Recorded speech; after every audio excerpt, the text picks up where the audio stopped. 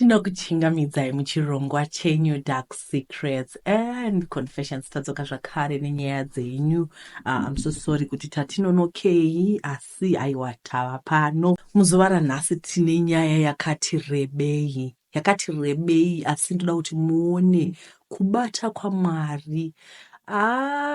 Zvakaoma, regai tipinde munyaya. Makadii Tete Glory nevamwe vose. Aiwa ini zvangu ndakafara, nyaya yangu yakati rebei tete, asi ndichazama kuipfupikisa. Ndiri mukadzi ane makore 30, ndine mwana wangu umwe chete nababa vake takasiyana zvedu mushure mekunge tambogarisana kwemakore 5. Taichaisana mapoto imo muno muJoni, asi tainge takabva tose muZimbabwe tichiri musikana nemukomana. Aiwa, chisuva yavaidana chaizvo kuzonosvika hedu pakunotenderana kuti kodai tachigarisana. B akaendesawo mari tsvakirai kuno ndokuzvara mwana wedu Nashe. Taisava vanhu vanowana asi hatairarawo tisina kudya nenyama. Kuseni taitomukawo kunotenga chingwa nemazai tomwa tea. Mereji yangu ndaida zvekurevesa. Kondiye ka aiva first boyfriend yangu uye ndiye akandibvisa umhandara. Saka zvese zvaiva zviri correct. Semunhu aiva akakuriswa nesingle parent, amai vedu munhu aisada simbe vaigara vachitikurudzira kushanda. Saka ndakabvawo ndazoudza baba Nashe kuti ndokumbirawo mundipewo mari yekuhodha, ndoda kuita zvekutengesa. Baba Nashe vakati zvanyanyoita sei kuda kutengesa, usawara zvinhu zvichaita bho. Ndikati kwete mudiwa, munhu haatenderwi kungoswera akagara pamba achitevera mushana, ndokuzoswera obvunzwa makuhwa ikoko. Baba Nashe vakati unongoswera kauri mumba mako nhai, ndoda kutengawo zvinhu zvemumba mangu zvakanakawo nhai. Zvikanzi ndokutengera. Ndikati imi kwenyu kuri kusada here kuti nditsvakewo chekuita? Okay, kana musingade ndishande ndakutsvaka basa. Zvikanzi imi mai Nashe zvanyanyoita seiko? Ndo mashamwari enyu amuswerawo nawo ka anoswera achikuudzai kuti muende kumabasa? Ndikati hezvo shamwari dzipikowo? Makamboona ndine shamwari here? Zvikanzi whatever, mazviwa. Akave mazuva, mwedzi ikafamba, nyaya yangu yaingova ndiyo kunetsera kuda kushanda. Ndipo baba Nashe paakazondipa mari akati chitora mari iyi utsvake zvekuhodha, handidi kunetswa. Ndakabva ndasumuka nemufaro ndokumuti katsvodi ndichitora mari yangu ndoisa mubhegi. Ndakamuka kuseni ndogadzirira habhi kuenda kubasa nekuendesa Nashe kucreshi. Ini ndotopindawo murodhi kujoza kunohodha. Yaitova nguva yechando ndokuhodha zvinhu zvechando. Ndakadzoka ndakazadza mazibhegi kani semunhu akakurirawo pachivhenda namai vake. Ndakatoti ndichidzoka ndini uyo murodhi kutanga kutengesa zvinhu zvikanhongwa kani, zvekuti ndakazoti ndadzoka kumba manheru ndakuverenga mari yangu ndikaona kuti ndatengesa 1.3. Hehe, ndakaseka ndikati right, ndokuti mwana wamamoyo kauku. Amai vedu munhu aitengesa murengi mugweri muya zvekuti hakuna isavaziva kani, hapana chavaisatengesa. Ndikati zvino baba Nashe ndozvavanoda kuti ndiswere ndakagara ndichikona kuswera ndichiverenga mari kudai nekunyora zvibhuku vanhu vezvikwereti ka. Ndaitotaura ndega zvangu. Shashe akadzoka kubva kubasa akandiona ndiri bhizi zvangu. Zvikanzi dotiudzai kuti mafamba sei. Ndakamutaura zvikanzi gudhu mukadzi wangu, ndokugona kauku uhodhe futi zvakawanda. Takarara uchingori mufaro zvedu. Mazuva haamiri kufamba katete. Ndaiva munhu aingozvitira basa rake, no friend. Vanhu vandaitoshamwaridzana ndivawo makastoma angu zvadopera. Rimwe zuva takatogara zvedu, ndakabva ndafonderwa nenew number zvikanzi uyai pamo, munhu ndokukata foni. Ndakatongodaira ndichiisa foni yangu paloud zvikanzi nababa Nashe ko ndianiko iye? Ndikati handizive inew number. Zvikanzi munhu angafona achiti uyai pamo, saka kana muchitengesa munofamba muchizvitengesa futi. Ndakabva ndati imika tandofamba ndichizvitengesa kuti ndadii? Zvikanzi manje tiri kuenda tese, iwe fonera munhu wako uti ndiri kusvikapo.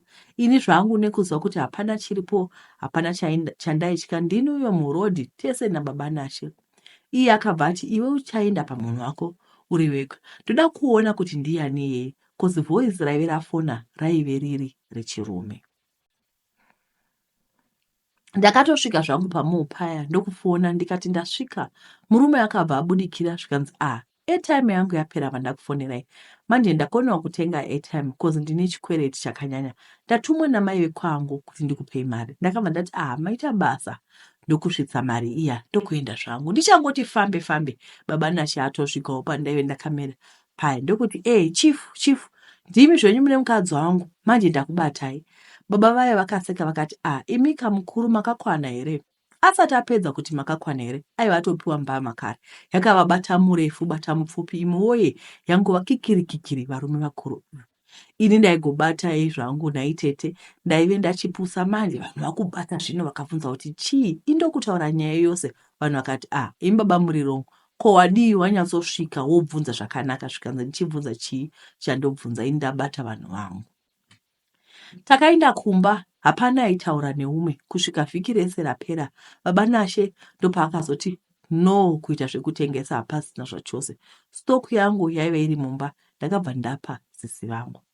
Zvino ndachigara pamba ndainge ndakusvotwa nyaya naye ndainge ndisisina. Iye kubasa kwake kwakachitanga kuoma cause munhu anoshanda construction basa hapasi pese pavanomawana zvinhu zvakaoma kani kushaya kani yerent ndokubva kufleti kwataigara ndokunogarawo still taiva mutown. Mari yerent yaingonetsa toti chikafu mwana kucreche imi woye unopera kuita kamwana kadiki kegrade 5 manzwa. Baba B akatanga zvake kuchiura. Aingouya kupa 5 rand chaiyo oti tengai chingwa kubhekari. Ndicho chandaiswera nemwana iye aibva zvake akaguta. Munhu unongomuona nemamwiro ake emvura kuti vamwe vedu vadya zvine munyu chaizvo. Ndaingogara ndichema everyday ndakabva ndatanga yangu kuchiva serious nekunamata nditi Mwari zoredzai zvese zviri zvangu kana zvisiri zvangu ngazvidarike hazvo. Chandisingadi kusiya marriage ndowanikwa futi apa nemwana wangu kwete. Imba yangu ndoida Mwari. Imi woye tete lockdown ndokubva yapindira zvayo. Zvinhu zvakabva zvanyatsooma manje manzwa. Zvekusvika pakuoma zvekwamai omai chaizvo.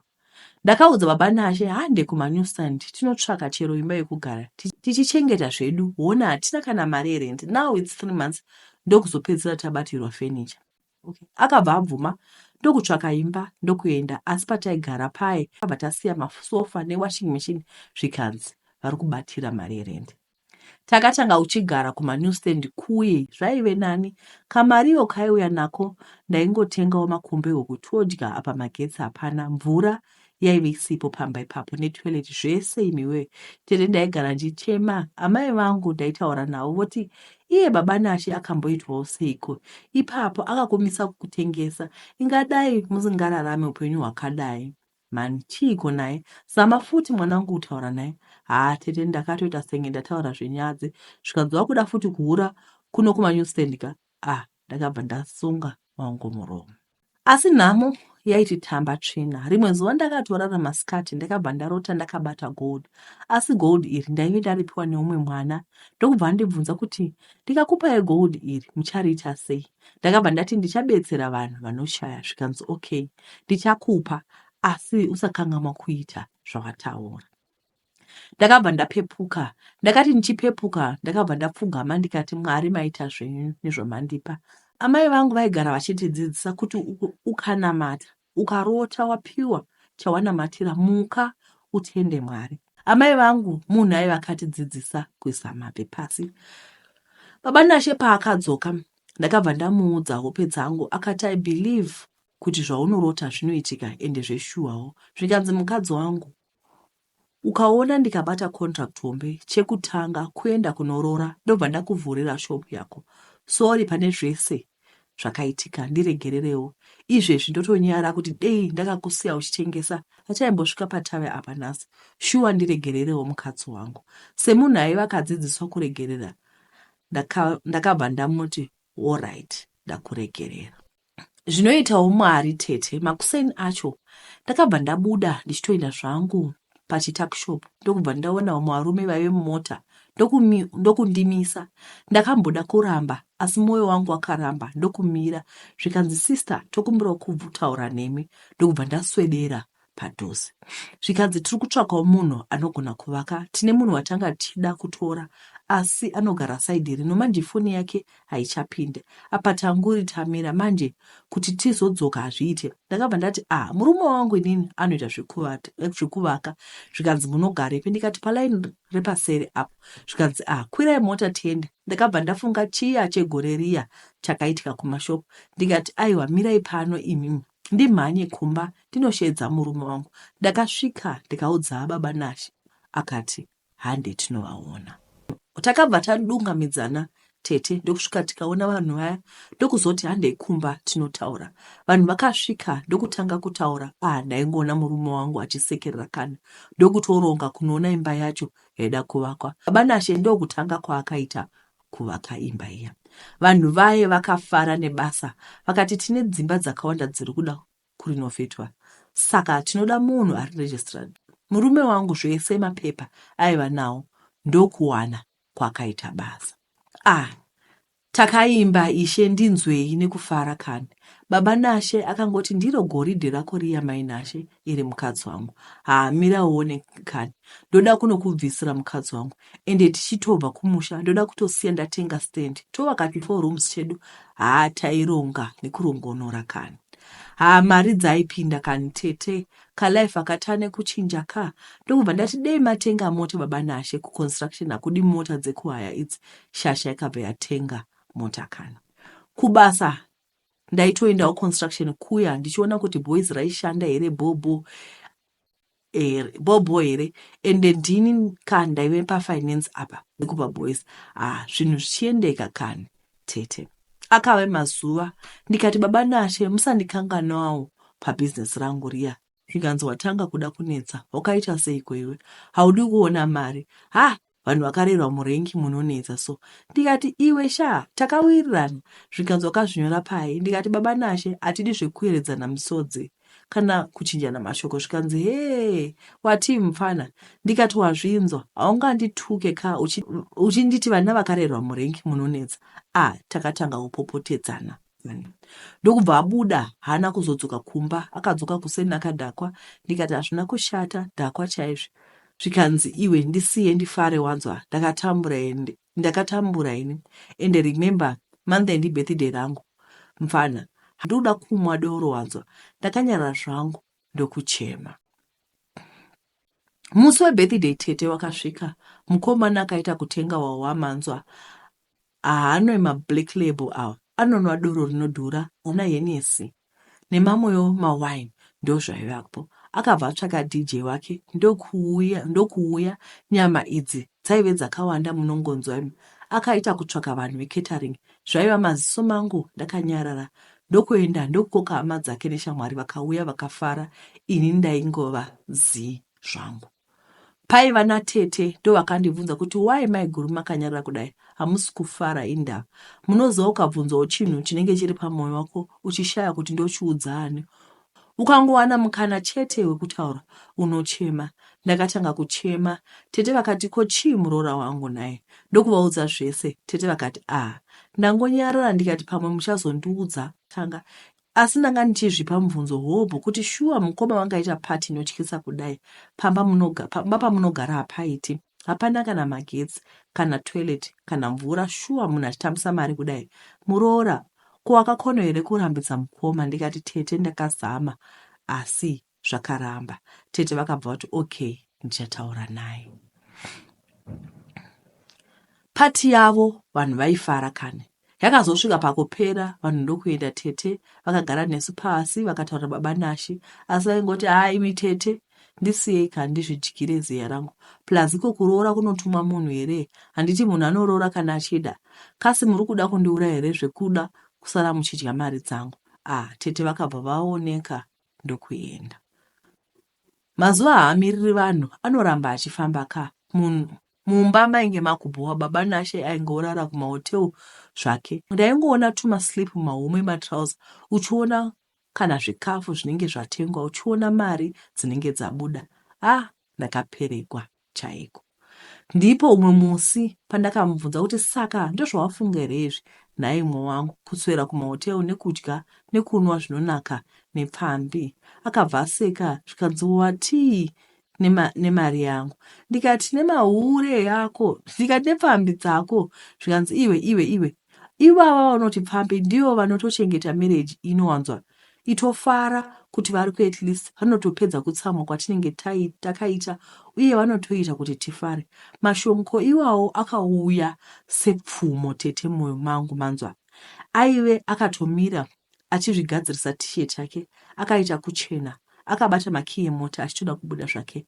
Ndakasara ndikachema tete, ndokusimuka ndokuzvitarisa paglazi. Ndakanyanyoshoreka seiko zvokuudzwa mashoko akadai. Ndakatanga kufamba nemba ndichitaura ndichiti ko ndinombonyengerereiko, ini zvese ndinongogara ndichinyengerera. Ko ndikaenda ndinobvepi? Asi ndakabva ndati asi ndichiendepi? Handidi kupa mai vangu mutoro. Ndokubva ndati pano pakudiwa zano manje. Ndakarara masikati ndokupinda mujira. Kwaipisa kozi ndainyatsohwa kuti pano ndakurwara nemashoko andaive ndaudzwa. Zano rangu raive rekunotsvaka basa, asi ndakabva ndati muno manewstand ndorowana. Ndikati hameno rega ndifambe. Ndini uyo pane imwe shopu ndataura nawo zvikanzi waita zvakanaka. Ipapa tanga achitotsvaka munhu webasa anoshanda achiklina nekuti wachira tingori varume 3 chete. Unowacha Saturday chete. Rimwe basa kuklina mushopu chete. Ndikati aiwa ndorida. Zvikanzi tokutangawo ne400 rand pavhiki. Ndikati no problem. Tete ndakabva ndichiimba murodhi manzwa kufara. Ndakasvika ndokuudza mai vangu, ndakatofona zvikanzi maita zvakanaka asikana, munhu wemukadzi haatenderi kugara achimirira mari yeumwe. Baba Nasha achidzoka ndakamubva ndamuudza zvikanzi that's good. Unotaurisa. Ita uswere kumakula ikoko. Haana kuziva tsoro yangu yandaive ndaronga. Ndaive ndazvidza kuti ini zvemereji ndiri kusiya nawo, ndawana basa zvangu zvaringana, asara zvake nevanomufadza. Ndakashanda mwedzi 1 ndokutsvaka imba Chinyararire kudhuze nekwandaishanda. Ndakadzoka kubva kubasa ndokutaura nababa Nashe kuti zvemereji ndakusiya zvangu. Zvikanzi why? Ndikamutaurira zvese zvaaindiita nemashoko ake nekudya mari dzake nepfambi. Ndikati kwete, ini hazvindiitiri kuti ini pano ndini wekushandiswa, vamwe ndivo vekudya panonaka, ini ndodya pane hunye kwete. Akabva ati zvagara iwewe kuti ini kana tichita bonde ndinakirwe uye kuti ndisvike pekupedza hunge ndatofunga pfambi dzangu. Ndikati zvakanaka dewa, chiregai musare munyasoita chaizvo, ini ndaenda. Ndokuenda kwandakaita. Mwari anoona tete. Ndakasvika ndikashanda zvakanaka ndokuzowana rimwe basa parestaurant paibhadhara, apa imba yekugara uchibhadharirwa maive mutown. Ndokuwana mukana wokutsvakira usisi vangu ndokuuya ndokutanga kushanda. Tete takatanga kubata mari semari manzwa, life ikatanga kuchiendeka kani. Ko ndaimboziva here kuti ndinotosimba kuita chivakasure nemahips miwoye? Ko ini ndaive muteteka kunaka, hai ndiri pakati nepakati zvangu, asi structure yakazobuda ipapo ka. Chero ini ndinotya manzwa, ko kushanda ndiko kwangu ka. Taishanda nesista yangu zvekuti murungu aifara kani. Munozama South African havadi kushanda, vanongogara vachikomplaina pataishanda. Saka murungu aingoona ini nesista yangu tichishanda zvedu pasina kumbotaura. Ndipo paakabva azotirova nedzisurprise tete, akati ndinoda kukupa imwe shopu yangu kozi ini ndava kuenda kuLimpopo zvachose. Vana vangu ndo vachasara vorana mumatavheni angu, asi shopu imwe ndichakupayo. Tete mashoko aya akaita kuti ndigare pasi manzwa, kuperegwa nemahwi mawa. Ndakamboti kasi ari kutaura pafoni, zvikanzi girls manzwa here. Ndipo patakaona kuti aitaura nesu, takafara tikachema. Akave mazuva, mwedzi, gore taishanda ende taisazviratidza kuti tisu tainge tavavaridzi veshopu. Saka takazofunga kuita restaurant yaizotengesa sadza, asi tainge tafunga kubika chikafu chakasiyana nechevamwe. Zvinhu zvakafamba, zvinhu zvaendeka tete. Ko zvekupinda murudo ndaive ndazvikanganwa ini.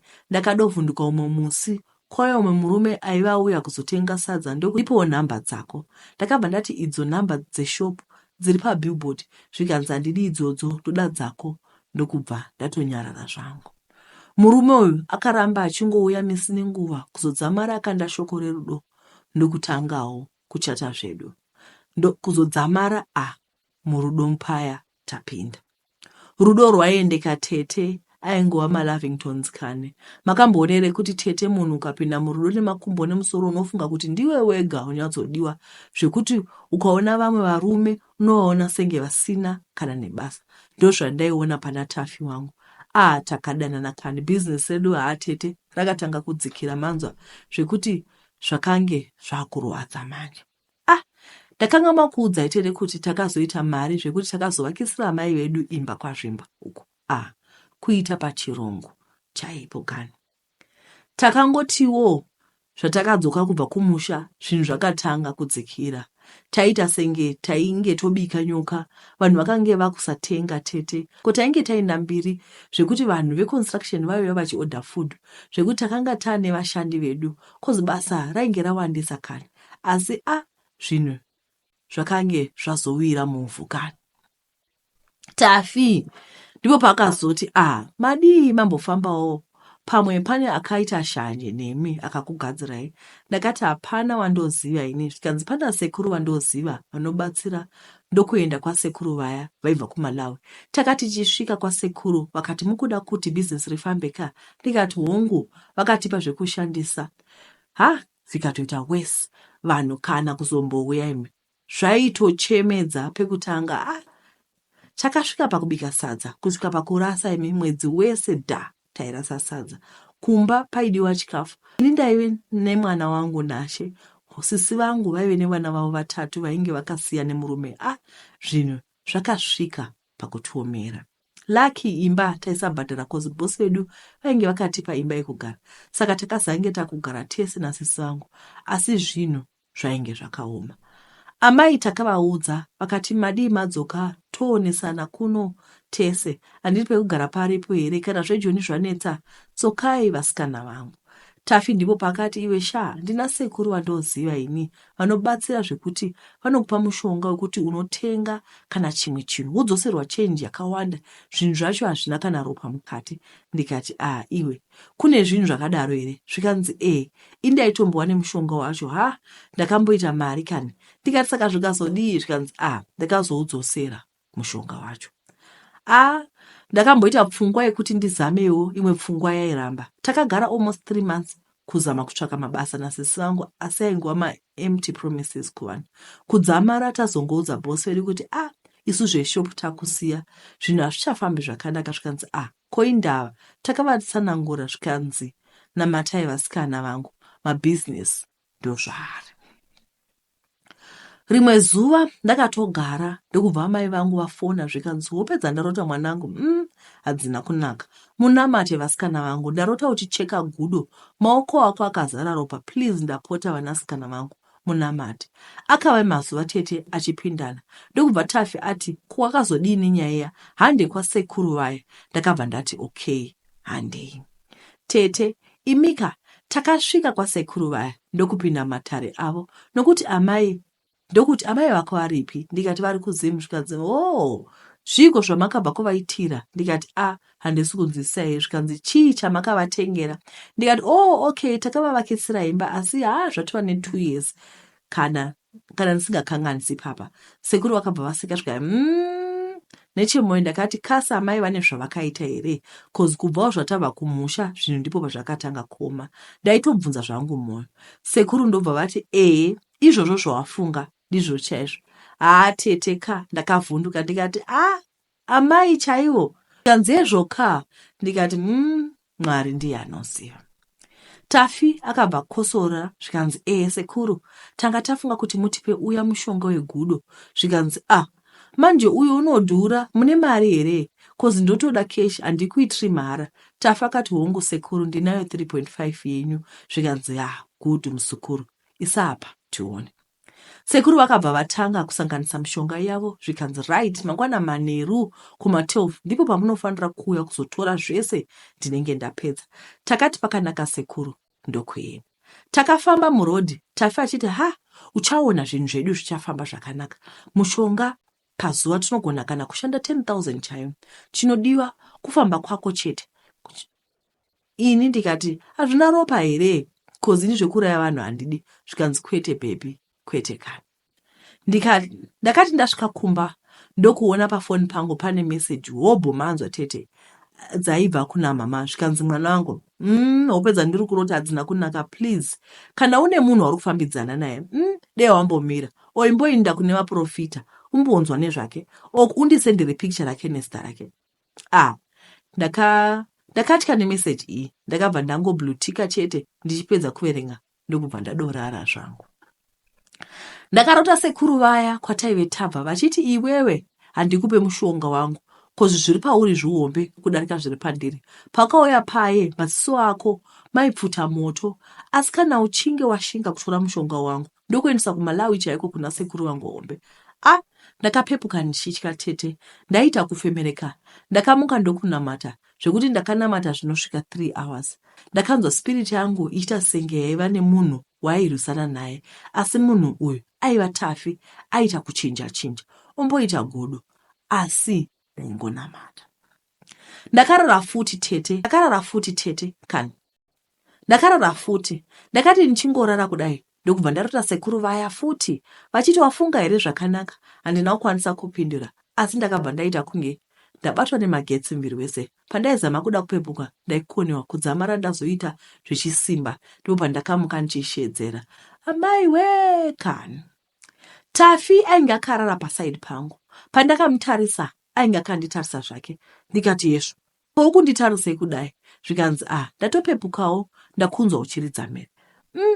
Ndakamuka ndikagara, ndikatanga kufunga hope dzangu. Tafi akati, ko waroteiko? Ndikati, hapana. Moyo wangu wakaramba kumuudza. Zvikanzi, check your time, it's now past 9. Ngatigadzire tiende kwasekuru. Ndikati, ko matext tomawana here? Zvikanzi, nomufonera mufeso wangu, ouya kuzotitora. Ndisu avo kwasekuru. Teteka, takati tisvika kwasekuru vaya, kutivhurira dhoo. Zvikanzi, zvinhu zvenyu ndapedza kugadzira. Ndokubva Tafi asimuka achifara. Zvikanzi, zvedu zvanaka baby. Sekuru vakabva varamba vakanditarisa neziso raive nekutaura. Ndakanzwa inzwi ravo richiti, iwe ndakakuti chiine zuro, kosei kuwadzoka pano? Wazofunga kuti tiende kuMalawi chaiko? Ndakaramba ndakavatarisa. Ndokunzwa inzwi ramai vangu munzeve richiti, mwanangu, ndarota wakabata ropa uchicheka godo. Tete, ndakanzwa maungira manzwa. Ndainzwa manzwi aipikisana munzeve dzangu, zvekuti ndakashaya kuti chiko chikuitika. Pasina time ndakange ndakunzwa voice ramai vangu chedu. Ndipo sekuru pavakati, mudzoke mangwana, ndoda kumbotesta ndega kuti mushonga uri kuita here. Takadzokera kumba. Tete handina kurara sekuru vaya, ndaingovarota chete.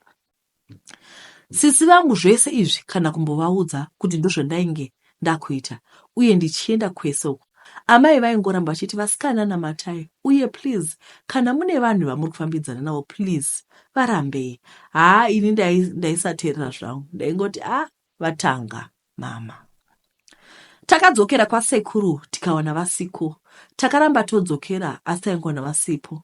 Ndipo rimwe zuva ndakatogara zvangu ndega masikati, ndakaita senge ndabatwa nemagetsi muviri wese. Ndokuona mai vangu vachichema, asi vaiita kunamata, vachishedzera mazita edu nasisi vangu.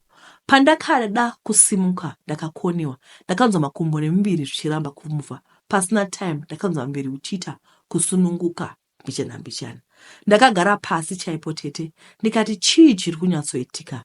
Ndakanzwa a voice tete munzeve dzangu richiti, apa manje ndipo pawakuzoinda kumawere, ko wadii wateerera mai vako? Ukanzwa ko ukamuka ukanzi uraya munhu chaita sei?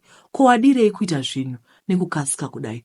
Tete, inzwi raitaura zvinyoronyoro, asi ndainzwa senge spirit yangu yaipindura nevoice iri. Pasina time inzwi rakabva raenda. Ndakanzwa mumba muchiita imwe hope ingori boso. I can't explain kamhepo ikaka kaingova nice. So ndipo pandakabva ndasimuka ndikafonera Tafi ndikati, uya kuno. Akauya. Ndikati, iwe tell me about sekuru vaya.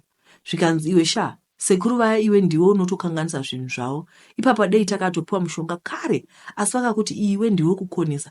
Ende vakatondifondera vakati havachadi kukuona futi. Ndikati izvo ko ndadiko zvangu?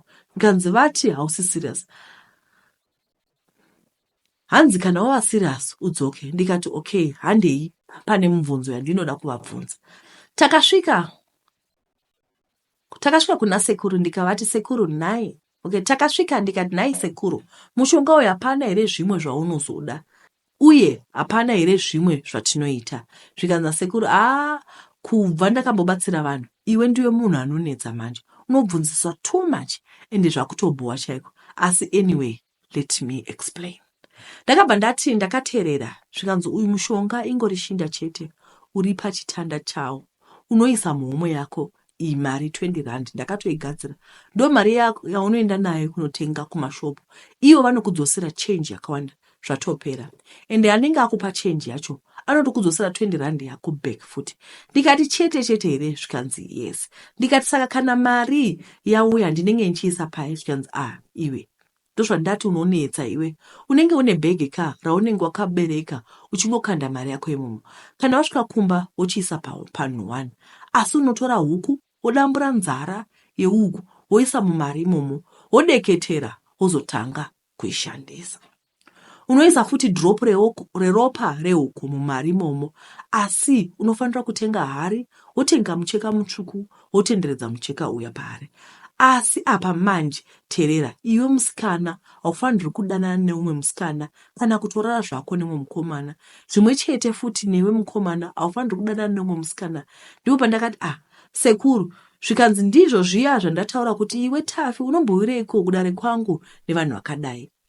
Handisati ndakamboona munhu ane musoro wakaoma kudai.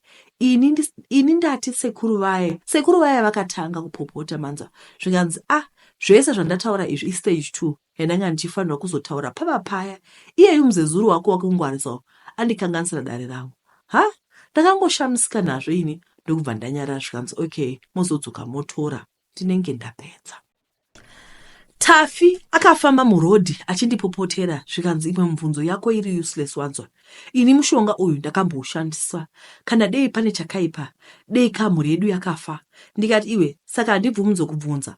Ngoma ndiyo yaingova imwe chete, amai vaingotaura nyaya yavo imwe chete. Tsitsi rangu ndipo pavakazotiti koyo mazuva ano unongoswera uchifamba chiiko? Ndikati kungozama kumixa. Zvikanzi iwe ndangoti ndakagara ipapa ndokubatwa nope, ndokurota uchidzingirwa nevamwe varume vakawanda, asi pazoita vanhu vangonyuka muchisango vakataka kukubatsira kurwisa vanhu ava. Asi ndaona Tafi achinja kuita bere. Ndikati iwe serious? Zvikanzi pane something chete, cause mamawo mazuva ano akurota hope dzakangodai. Ndakabva ndati pakaipa. Mumwoyo mangu ndaingodzwa kutya kusingaiti.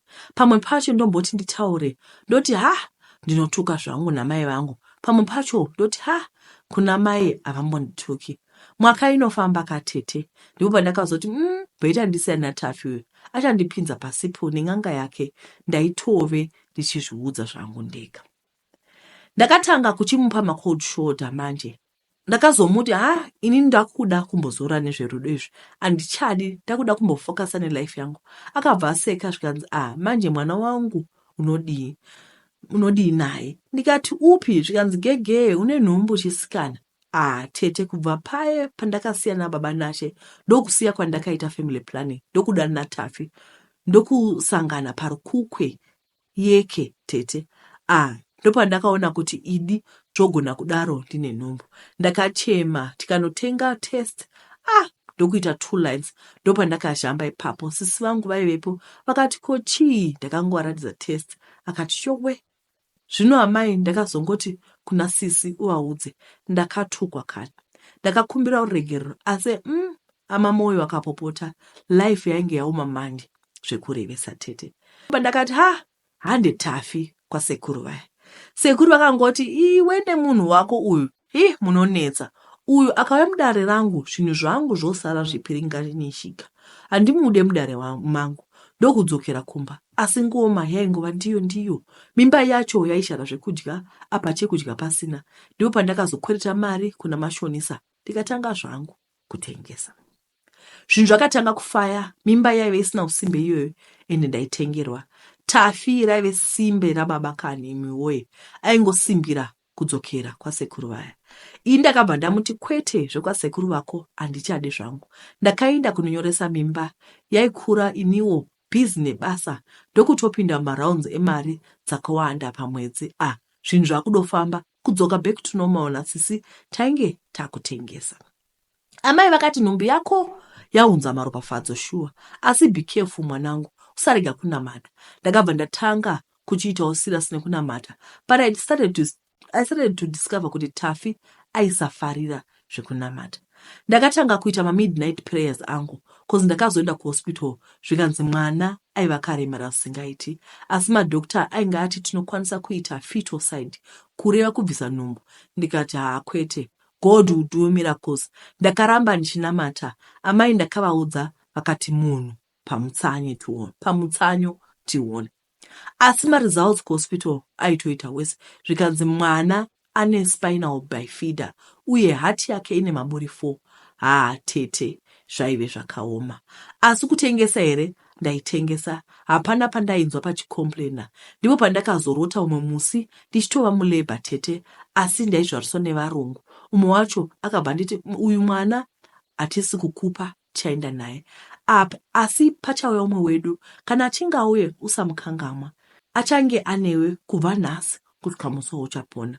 Uyu munhu achauya achange ane nyembe sedzemupurisa dzakawanda wanda.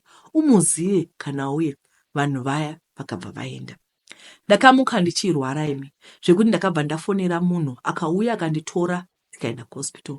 Asi kuhospital kwandakaenda sandiko kwandaimboenda. Ndakasvika ndikatariswa zvikanzi any day unopona, asi mwana wako ane spinal bifida, zvekuti zvaari hazviiti, akaremara zvekuti, uye hati yake haisi intact. Koma mumadokta vamwe akadii kukubvisa nhumbi, ko wakadii kuitwa fetal-side. Ndikati imi mati anytime ndinozvara here zvikanzi hongu. Ndikati hapana problem. Pakabva papinda umwe mukadzi muEthiopian aiva kanaka. Ndakatozvibvunza kuti tomuzivirepiko uyu. Zvaita senge ndakambomona, asi ndakashaya kuti kupi. Ndokunditi wadii waita fetal-side, I'll be your doctor. Zvese ndichazvifambisa nenzira yakanaka. Aitaura slow zvainakidza. Ndati mukadzi aive murefu, iyeye akanaka. Ndokubva ndati okay. Akabva anditambidza pepa ndokusaina quad A-H. Ndakabva ndati sorry, ndinofanira kuenda kumba ndinoudza amai vangu. Zvikanzi no problem. Ndakaenda kumba ndokuudza mama nasisi zvose zvandainge ndanzwa kuhospital. Mama vakabva vati unozivei mwanangu, zvese ngatingozvipirai kuna Mwari. Asi zvakaoma. Ndakabva ndavaudza hope dzangu dzevaya madokta ainge achazouya ondibatsira kuzvara. Vakati ngatirambei tinamata. Mangwana paunodzokera kuhospital, Mwari ngavaite kuda kwavo. Ndakadzokera kuhospital, ndikati ndiitei fetal-side yacho. Process yese yakaitwa. Ndakarara zvangu. Ndaingochema, ndakazvivhara kumeso kwangu. Dokta vaya muEthiopian ndiye aita zvese. Ndakazomuka zvikanzi zvapera, uchamirira kuinjusiwa, wozvara, asi mwana anenge akatofa. Ndikati okay. Ndakazozvara, asi ndakarwadzwa kani. Ndaita kuzhamba imi woye, asi ndainzwa kuti pane munhu akanditarisa neziso rehondo chairo. Kudozama kutarisa, ndaiona pasina munhu. Ndipo pandakazobuda kuhospital, ndoenda kumba zvangu. Amai vangu vakanditi ndiri kuuya kuSA ikoko. Vakauya amai, vakachema zvisingaiti. Vakati vana vangu ndinochema nezvese izvi, kozi ndairota hope ndichikuudzai, kosei musina kunditeerera. Anyway, hazvina mhosva. Ndinoda kuti muzive kuti chese chinoitika muupenyu hwenyu chinoitika nechikonzero. Uye dzidzisai muviri wenyu kutsanya nekunamata. Havasi vose vanouya muupenyu hwenyu vanokudai, variko vanouya kuzoparadza. Iko zvino ndinoda umwe neumwe atore bepa nepeni anyora zvese zvaasingadi kune rimwe side, zvese zvaanoda kune rimwe side. Takatora mapepa nasisi takanyora. Amai vakati ngatinamatei, tikanamata tichidzinga mweya yose yakaipa. Amai vakati ndiri kugara mwedzi wese ndiri kuno, mwedzi wakapera everyday taimuka tichinamata. Tafi kubva pane zvese zvekuzoenda kuhospital akanga asisachabatiki manzwa. Amai vakati ndakati sendai mapicture evanhu vamunofambidzana nawo. Yezvoona Tafi uyu aenda. Dzidza uye dzidzai vana vangu. Mundinzewo ini ndini shamwari yenyu. Hapana chinonyadzisa kundiudza vanhu venyu.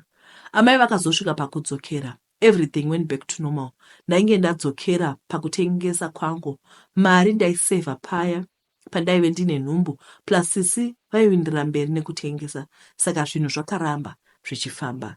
Ndakanzwa mwoyo mangu kuti zvandaive kare paya ndina Tafi ndainge ndachinja. Ameno pamwe aindishandisira mushonga cause ndainge ndachinja zvekuti ndainge ndadzokera pakuve ini munhu aida zvekunamata. Rumwe zuva ndakatogara zvangu ndipo pandakaona Tafi achisvika pamba. Imi wewe, ndakaseka ndikati kochiko neni chandigara shuwa kuda nemunhu akadai shuwa aive munhu wemagamanga tete, munhu ane tsvina aisatombowa type yangu. Ameno chakaitawo kuti ndiwire paari. Sisi vangu vakabva vangomutsanangura nezvemwana akati zvakaoma ndozvoga zvaakataura. Ndaiti ndikamuona kudai ndaizvinzwira tsitsi kuti seiko ndaive ndazviisa maoko akaipa kudai. Chero shamwari dzangu vakati mai mwana taishaya tokuudzai sei uyu munhu aisaita shema, ko maive maoneiko? Ndakaseka, ko ini hapana chandaiona ka. Mazuva akapindana naiyewo Tafi akatoona kuti apa pasina changu, zverudo hapachina cause ndaitomuignore ende ndainge ndachinja zvekuti ndaitomuona senge ameno chimwe chinhu. Asi manje tete maataki akazotanga kundiwandira. Aya ainge ava maspiritual attacks. Manje zvekuti pandaifamba ndainzwa kuti pane vanhu vari kunditevera.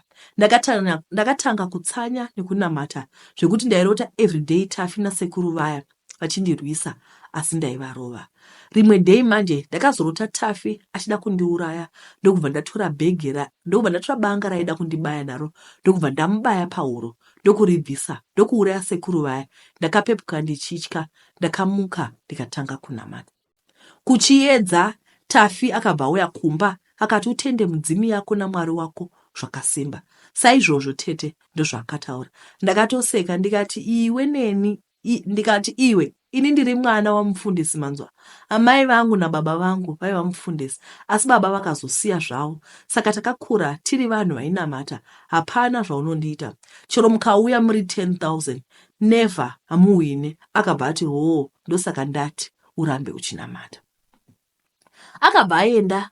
Ndakasara ndikafonera mama zvikanzi hakuna chatinotya, chiro chinouya nemasikati omanheru, tina Mwari anorarama.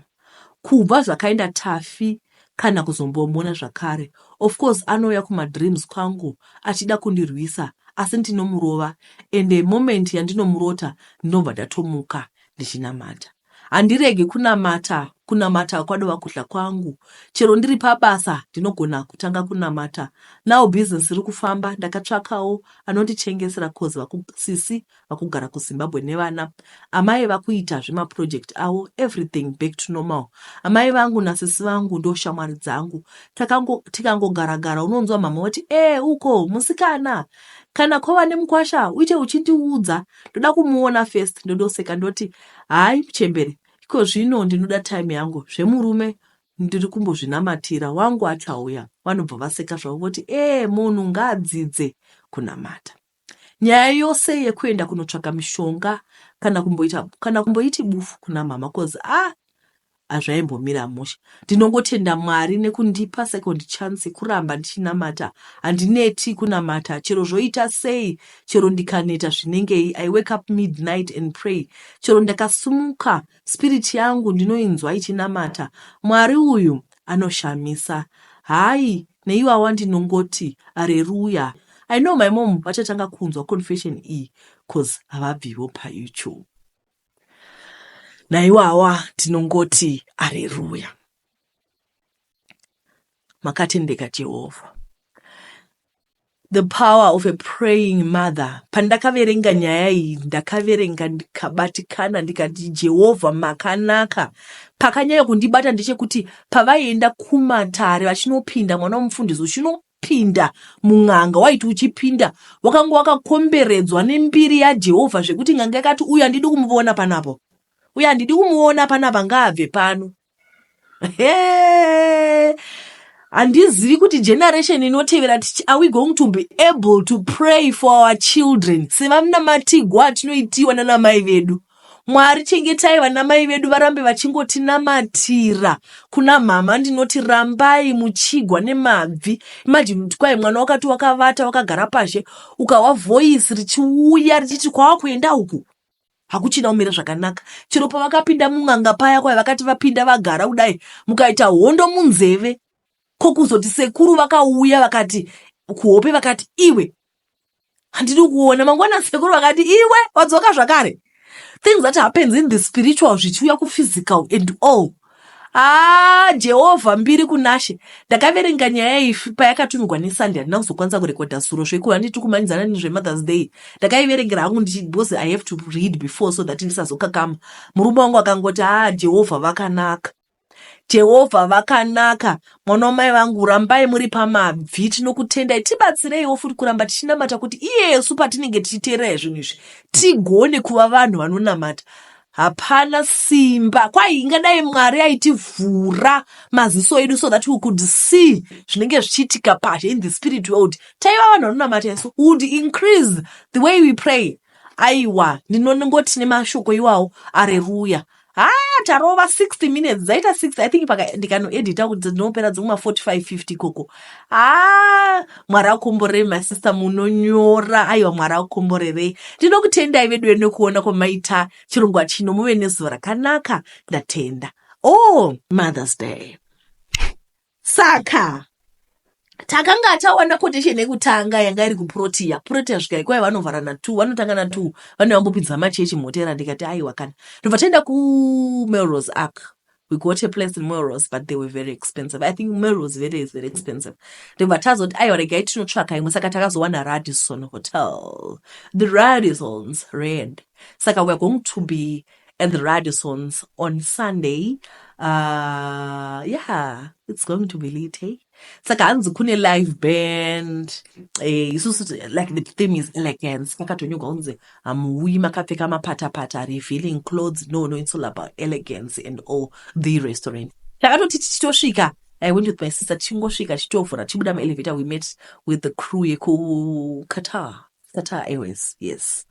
They're like, welcome to the welcome to this flight. So I'm just telling you this so that you know the place is top notch because this is in Rosebank. The place is beautiful, you know. Rosebank is something, but you won't even see what Rosebank something, you know. Saka, I'm looking forward to seeing you ladies. We are going to have a beautiful day. Tatatsvaga speaker, but I think I don't know if you're going to be able to have speakers and all because pane live band and all, but the food is there. It's going to be prepared for us.